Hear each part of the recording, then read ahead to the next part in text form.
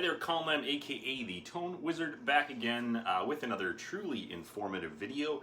And in today's video, I'm going to be building a mini pedal board using, of course, a number of mini pedals and a small pedal board that I have purchased.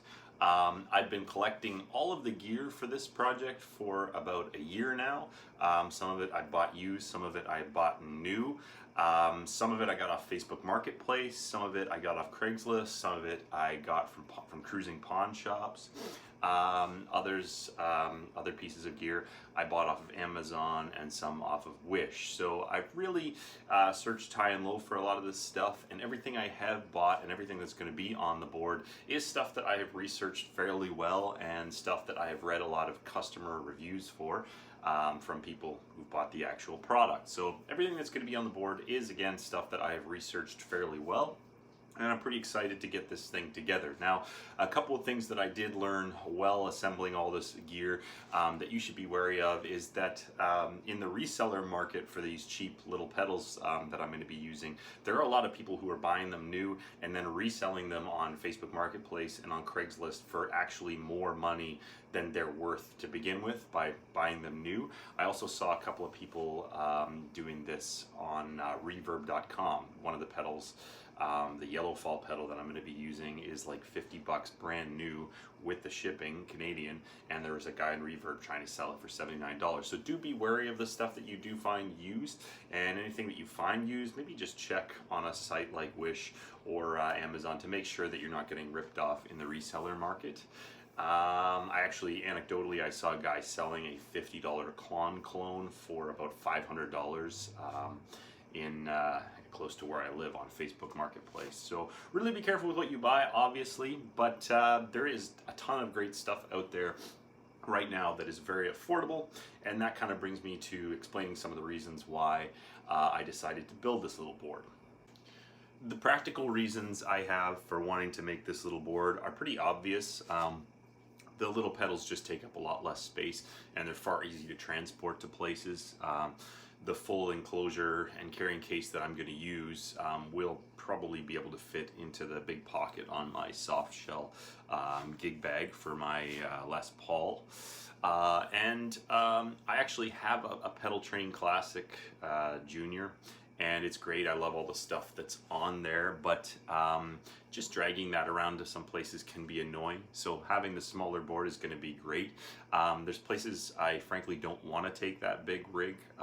Being a amateur musician playing a lot of small venues, I have to go to some bad parts of town, and I don't really want to carry that much gear through those parts of town. I don't want to worry about it getting stolen. And there's also places where I jam that I would rather be carrying a six-pack to than a giant pedal case. So those would be the practical reasons. Another practical reason would actually be the cost of everything. A lot of these pedals are no more than about $50, and the whole rig that I'm going to build, I will put the total cost of it somewhere in the video at some point, but the whole rig that I'm going to be build costs less than a Strymon, whatever the hell it is, Big Sky Reverb pedal. So those are some pretty good reasons. From a kind of philosophical point of view, I'm kind of seeing a trend in elitism and rampant consumerism and capitalism around the boutique and sort of gear collector musician community right now. Anecdotally, I'm in the tree care industry, and about 15 years ago I saw a change in the gear in the tree care industry where people were buying very expensive gear to do jobs that had always been done with relatively inexpensive gear. Guys using $20,000-$30,000 worth of gear to do a job that you could do with about $2,000 to $5,000 worth of gear, and they're both making the same money on those jobs, and both of those gear purchases affect the bottom line equally. So for me, I just personally can't rationalize spending $1,000 to do something I could do for $200. Now there's always going to be differences in quality, but the way things are going with these mini pedals right now, they are pretty damn good. like I say, I've researched everything I'm going to use, and I think that it makes sense anyways, because if you've ever opened up a big muff or a big old EX pedal, when you open it up, you notice right away that there's just an abundance of empty space, and as technology has developed, everything's gotten smaller, and there's really no need for a huge pedal except for the Line 6 DL4. That is a giant heavy pedal, but it is obviously full of stuff that creates magic. So enough of that. Yeah, that's why I'm building it. A little bit of insight into the project. Now maybe let's start putting this bad boy together. Okay, so here is everything that I'm going to use on this board, and the board itself, and the cables, and the power supply. I did a little quick tally of all the equipment that I'm using, and the whole thing costs around $300, give or take $10 or $20 here or there. Basically, I've got these cables here. I bought a bag of used cables from a pawn shop for about $10. There was actually a few more cables in there as well. I bought this power supply here. This is just a Dyna power supply. I bought this for $15 off of Amazon. It came with the little linker here. I will say that if you have one of these linkers that you're using with a Boss pedal or whatever, most of them have the female adapter on one side, and you can use any 9-volt adapter to power that daisy chain. So you don't necessarily need to go out and buy a new one of these, or one of these if you already have it, if you're going with the Boss tuner to power your other board, or if you just have some laying around, they will work just fine. And again, that was $15 brand new. So these two pedals, the Kokko Vibe and the Mosky Dyna Comp, I've got both of these used off of Facebook Marketplace. The guy was selling two for $60, so they were $30 each. I've seen each of these pedals for sale for as low as $30 and as much as $50. This little compressor here, I've always wanted a one-button compressor because I've always found compression to be one of the harder effects to really understand from a technical point of view. And I just like the idea of more compression and less compression. The guy who sold this to me said that he liked the pedal just fine and that it worked just fine. He just didn't like compression. He didn't like playing with compression. I don't have a compressor on my other board. I do have a Boss compressor, but I don't have one on my other board. And I kind of just wanted one on this mini board. So that's very cool. It's made by Mosky. I also have the Mosky Golden Horse. So I was happy to buy another Mosky product and see what it does for me. The Kokko Vibe here is, of course, a Univibe pedal. If you don't know what Univibe is, a couple of very famous examples would be a lot of the stuff that Pink Floyd did. A lot of the clean tones had just a little bit of Univibe on it.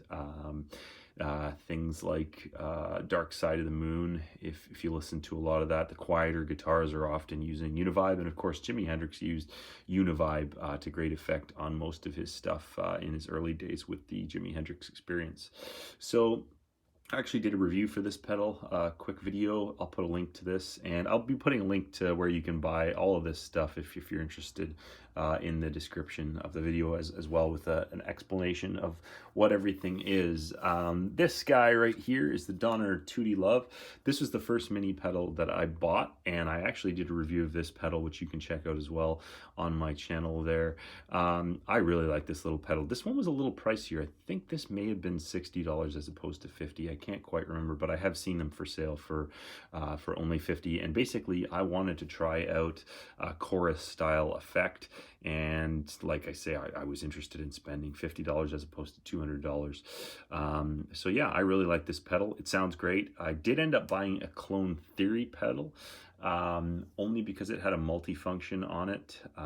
It had two different kinds of chorus, and it had a vibrato option. So I ended up trading some other stuff in to get that pedal, and I actually like the way that pedal sounds better. But again, on a mini board, space is crucial, and that pedal, the Clone Theory, takes up probably the space of 3 of these mini pedals. So We've also got the only kind of overdrive or distortion that I'm going to be using is the Dyna Darkmost. This is one of the best reviewed Dyna products that there is.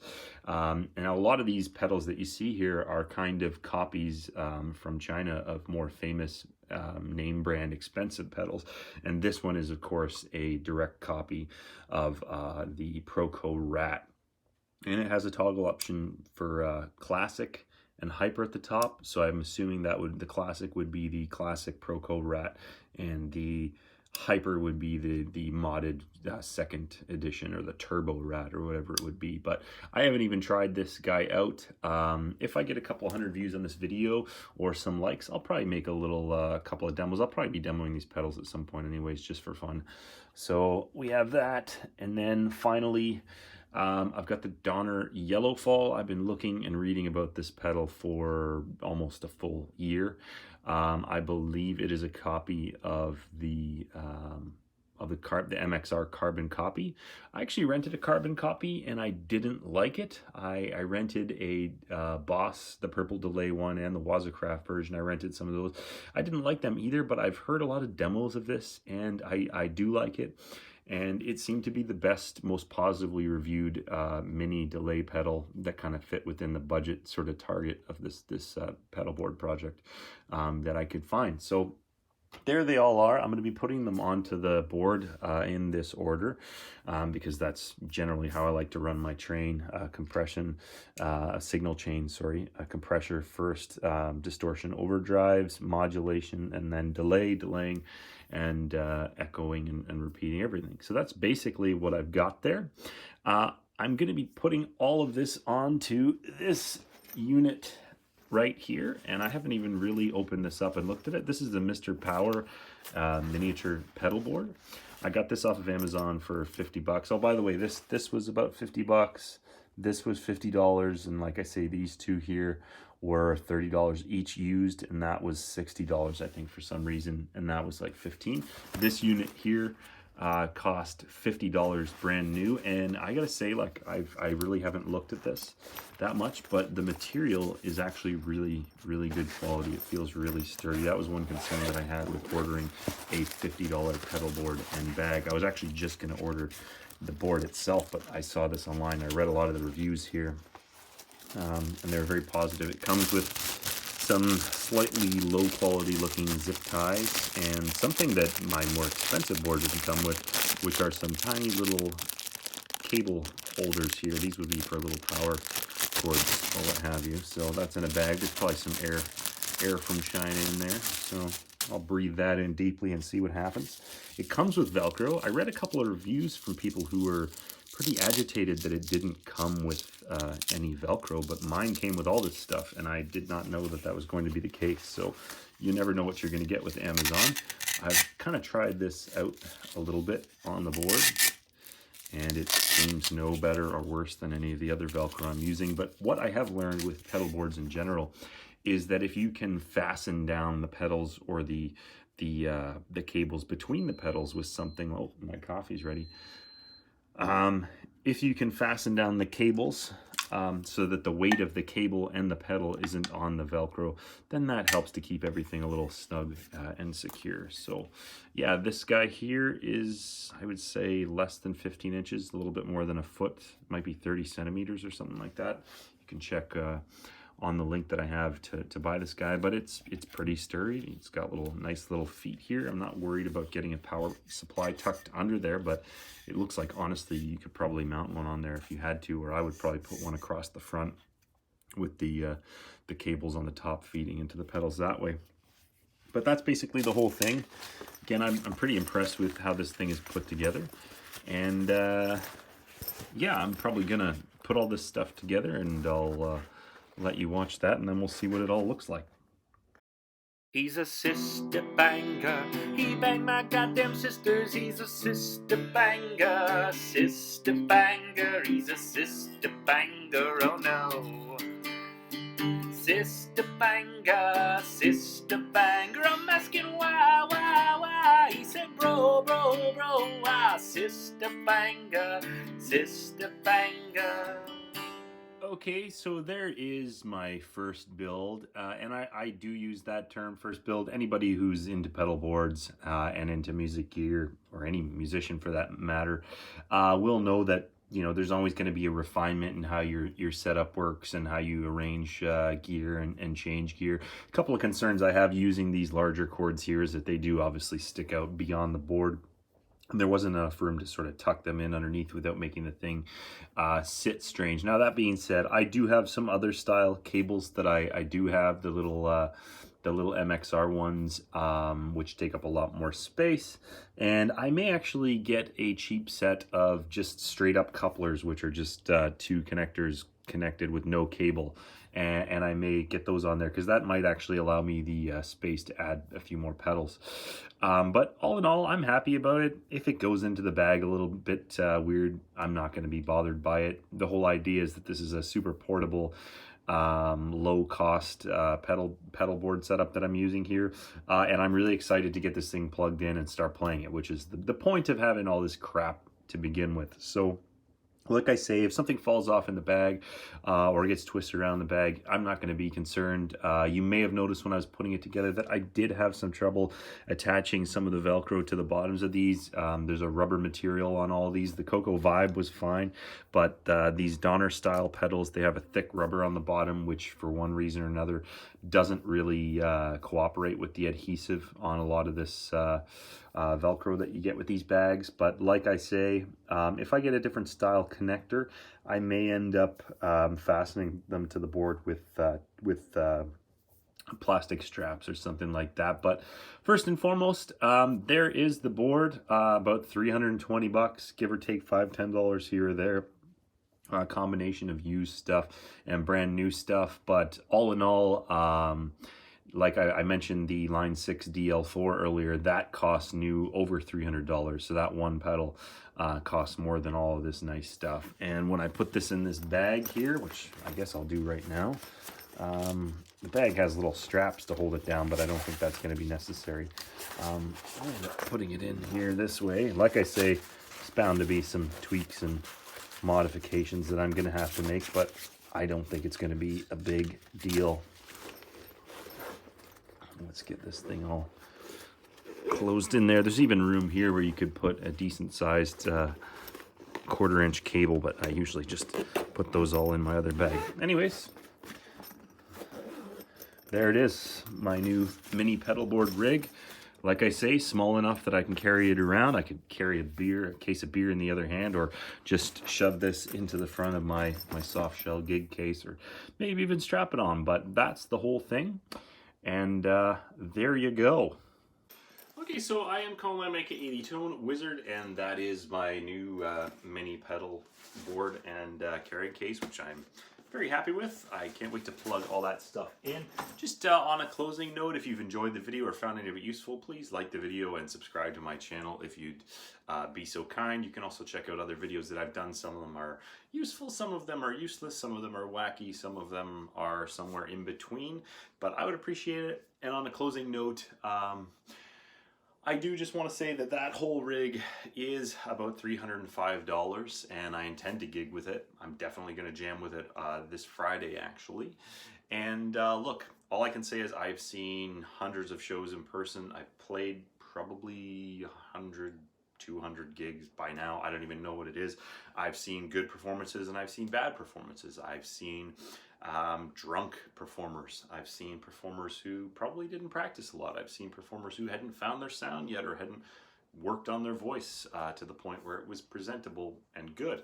I've seen a lot of bad shows. I've probably played some bad shows, but in all of those experiences, I cannot pinpoint one in which I would say the blame for the lack of quality performance rested squarely on a cheap pedal or cheap pedal board. I've seen people playing literal $20,000 rigs in the death metal scene out here in Vancouver, and those rigs are being mic'd by a knockoff, some kind of knockoff damaged PV or Shure mic run through an $800 sound system by a drunk sound guy who probably doesn't know the difference between treble and bass. So I think that you should really try not to put the cart before the horse with the gear, and you can try a bunch of gear. like what I have here, that's very affordable, and it will always be fun to play.